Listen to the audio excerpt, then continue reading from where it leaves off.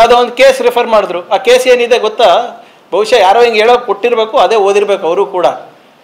ಎಲ್ಲನೂ ಕೂಡ ನಾನು ಹೇಳ್ದಂಗೆ ಕೊಡ್ತೀನಿ. ಇಲ್ಲಿ KKRDB ದುಡ್ಡು ಹೆಂಗೆ RSS ಅವರು ಲೂಟಿ ಹೊಡೆದಿದ್ರು ಅದನ್ನು ನಿಮ್ಗೆ ಸಾಕ್ಷಿ ಸಮೇತ ಇನ್ನೂ ಒಂದು 15-20 ದಿನದಲ್ಲಿ ಕೊಡ್ತೀನಿ ನೋಡಿ. ಯಾವಾಗ ಗೊತ್ತಾಗ್ತದೆ ನಿಮಗೆ ಇವ್ರು ಎಷ್ಟು ದೊಡ್ಡ ದರೋಡೆಕೋರರು ಅಂತ.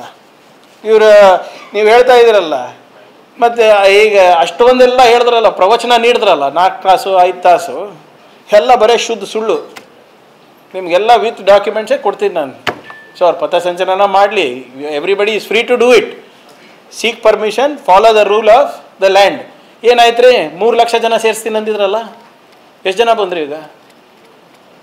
300. ಅಶೋಕಣ್ಣ ಬಂದ್ರ? ಅಶೋಕಣ್ಣ ಬರ್ತೀನಿ ಅಂದಿದ್ರಲ್ಲ. ನಿಮ್ಮ ವಿಜೇಂದ್ರ ಅವ್ರು ಬಂದ್ರ? ಅವ್ರು ಬಿಡಿ, ಕಲಬುರ್ಗಿದಿಂದ ಹೋದ್ರ ಯಾರನ? ಇವಾಗೆಲ್ಲ ಈಗಲೇ ಹೇಳತ್ತೀನಿ ಅವರಿಗೆ, ದಯವಿಟ್ಟು ನಮ್ಮ ಮಾಧ್ಯಮ ಸ್ನೇಹಿತರು ಸ್ವಲ್ಪ ಎಚ್ಚೆತ್ಕೋಬೇಕು. ಅಲ್ಲಿ ಏನಾದರೂ ಹೆಚ್ಚು ಕಮ್ಮಿ ಆದರೆ ಅವರೇ ಜವಾಬ್ದಾರಿ. ಯಾಕಂದರೆ ಇಲ್ಲಿಂದ ಯಾರೂ ಹೋಗೋಕ್ಕಾಗಲ್ಲ.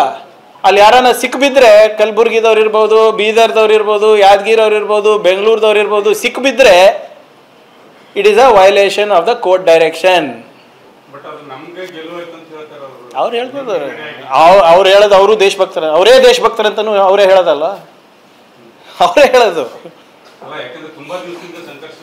ಸಂಘರ್ಷ ಏನಿಲ್ಲ ಸರ್, ಅವ್ರು ತಾನೇ ಹೇಳಿದ್ದು ಈ ಡೇಟಿಗೆ ಮಾಡೇ ಮಾಡ್ತೀವಿ ಅಂತ ಹೇಳಿದರು. ಯಾವ ಡೇಟ್ ಅದು? ಅಕ್ಟೋಬರ್ 4th ಯಾವಾಗ?